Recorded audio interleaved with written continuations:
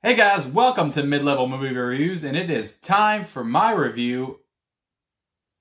Oh, hey, it's you.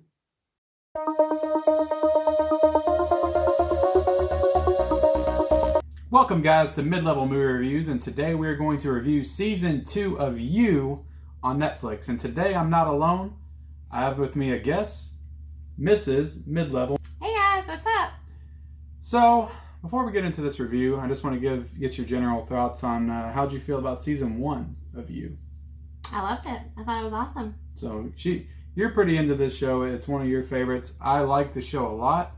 I wouldn't say that it's that high up there for me, but I do enjoy it. And what's your general thoughts on this season? So, this season, I have to say I liked it even more than the first one. Yeah, to be honest, I have to agree. And I think the main thing for me is I didn't love that actress from the first season. Yeah.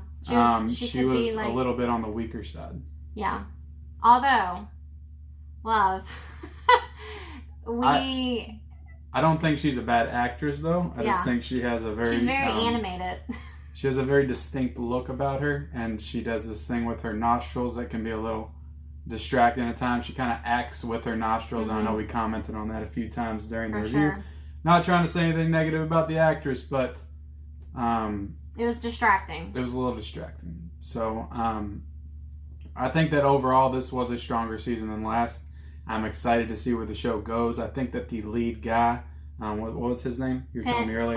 Penn Badgley? Penn Badgley. I think he's an excellent lead to this show. He does a great job playing this real kind of creepy good guy on the surface, but underneath he's got some darker themes and stuff.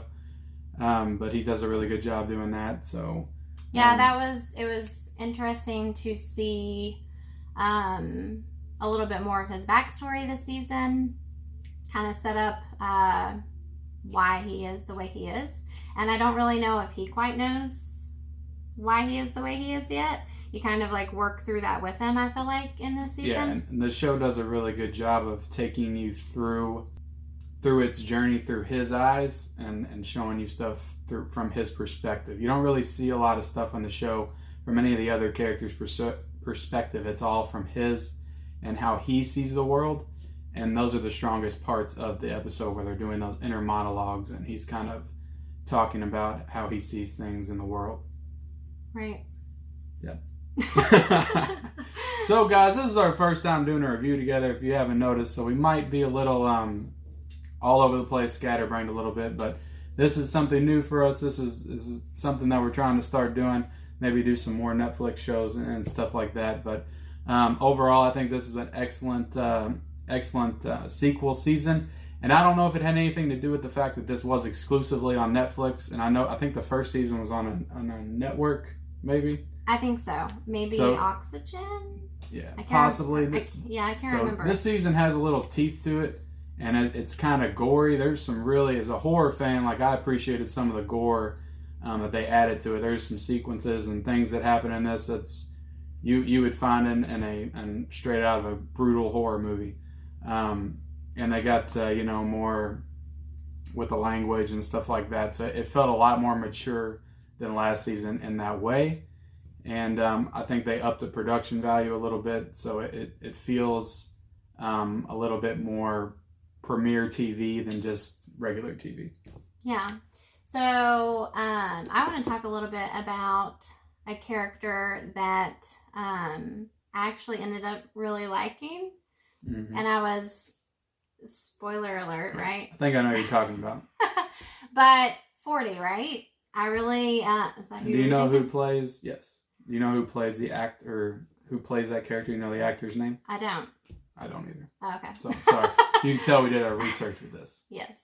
But, at first, and I mean, I think he was meant to, like, grow on you, right? Do you feel like He was that kind of character that, he's comes kind in, of he's very douchebag douchey, at first. annoying, you don't like him. And he was playing like a hipster, like they were really playing on the whole, like, California hipster. And they do some things in the show to really, it's probably towards episode 7, 8, to really make you sympathize with him and why he is the way he is. and it's a really interesting angle that they go with there. Right. He kind of goes from being this kind of shallow, hipster guy who gets everything from his parents. He's born into a family with money. Yeah. And then...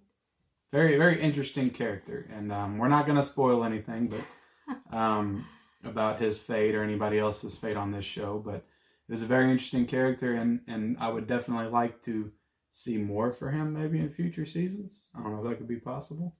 Maybe. I don't know. Interesting.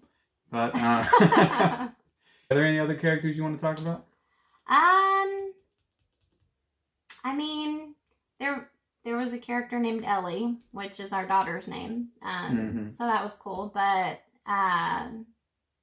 she was okay. I mean, nobody else really what was her name? His ex, Candace. Yeah. Didn't really care for her. No.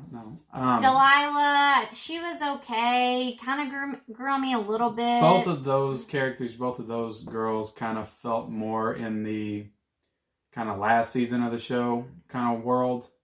More of the CW. Yeah, for sure. Teeny bopper kind of realm. Now, we haven't mentioned that the girl who plays Love, she was in other show that we really loved. Yes, she was in The Haunting of Hill House, and she was excellent in that show. And I still think she was really good in this show. She was known as the Broken Neck Lady, right? Yeah, she was the Broken Neck Lady. She was the youngest sibling, the sister in that show. Yeah, so. And for some reason, I did not notice her nostril abilities as much in that show. Maybe a little less nostril direction from Mike Flanagan in that show. But I don't know who runs this show. I think it's Greg Berlanti, who does a lot of the CW shows, is the showrunner on this, I believe, along with some other woman that I cannot remember her name right now. But if that's all that you want to talk about, we can go ahead and end this video right here.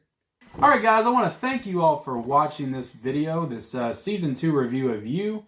And if you haven't already, go ahead and subscribe to my channel at Midlevel Media. Go ahead and follow me on Instagram at Midlevel Movie Reviews and at Midlevel Media. And I also have a Twitter account that you can follow me as well at Midlevel Movies. So thank you guys for watching, and we'll see you later. Bye-bye.